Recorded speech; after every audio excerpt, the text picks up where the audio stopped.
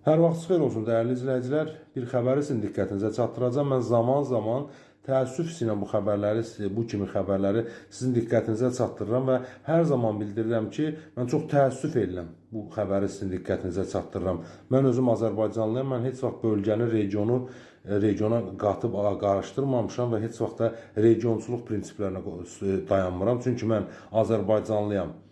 Mən özüm Cəlilabad rayonundan ola bilərəm, amma bu günləri Azərbaycanın bütün bölgələri mənim üçün əzizdir, doğmadır, insanları da, yaxşılarına can qurban, pislər isə hər zaman hər yerdə pisdir. Demək, hadisə Cəlilabad rayonunun Xəllabad kəndində baş verib, orta məktəbdə baş verib. Güneyli kənd sakinləri olan 17 yaşlı, 11-ci sinif şagirdləri, dəyərli dostlar, dəyərli izləyicilər, artıq cəmiyyətə yararlı insan olan şəxslər, Güneyli kənd sakinləri olan Sadiq Əsgərov və həmkəndlisi 17 yaşlı Kənan İmanzadə ilə birlikdə ayın 15-i tədris təhsil ilinin ilk günü Xəllabad kəndində, məktəbdə aralarında insident yaranır. İnsident ötən gün və bu günləri insidentin davamı olaraq həmin orada adı çəkilən Sadiq Əsgərov üzərində mətbəx bıçağı, soyuq silah gətirərək məktəbdə həm yaşlıdır, həm kəndlisi olan Kənan İmanzadə ilə sinif otağında mübahisə edirlər. Daha sonra, çatan məlumata görə, daha sonra onu digər sinif otağına çağıraraq ona qarın boşluğundan və döş qəfəsindən bir neçə dəfə bıçaqla zərbələr yetirir. Aldığı xəsarətlərdən indi xəstəxanadamı, ya hadisə yerindəmi, dəqiq təfərrüatları zaten bəziləri gizlədirlər.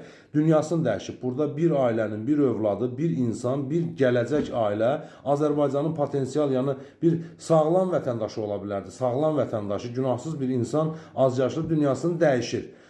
Faktla bağlı araşdırmalar aparılır. Hadisəni törədən həmin bu məktəbli Sadiq Əsgərov polis tərəfindən saxlanılıb, təbii ki, məsuliyyətə cəlb olunub.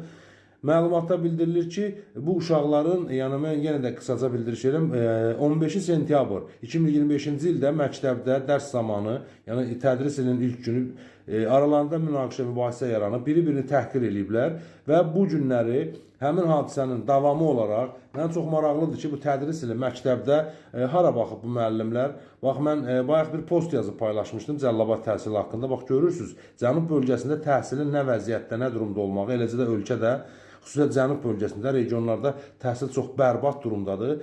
Məktəblərdən, müəllimlərdən faiz yığılması, rüşvətxorluq, özbaşınalıq və digər faktlar sadalamaqla bitməz. Bu günləri məktəb, tədris, məktəbliyə təhsil, tərbiyə öyrətmək, elm öyrətmək qalıb bir yana. Orada bəzi dırnaqarası adamlar öz şəxsi mənafelərini güdürlər. Mən çox təəssüf ilə, təbii ki, bu xəbəri çatdırıram, çox təəssüf ilə bildirirəm ki, burada bir məktəbli dünyasını dəyişdi, digəri isə həbsxanaya getdi. Allah millətimizi qorusun, Allah övladlarımızı qorusun, dəyərli izləyicilər, övladlarımızı qoruyaq, övladlarımızı doğru, düzgün tərbiyə verək ki, məktəbdə də, cəmiyyətdə də doğru, düzgün özlərini ifadə edə bilsinlər. Allah'a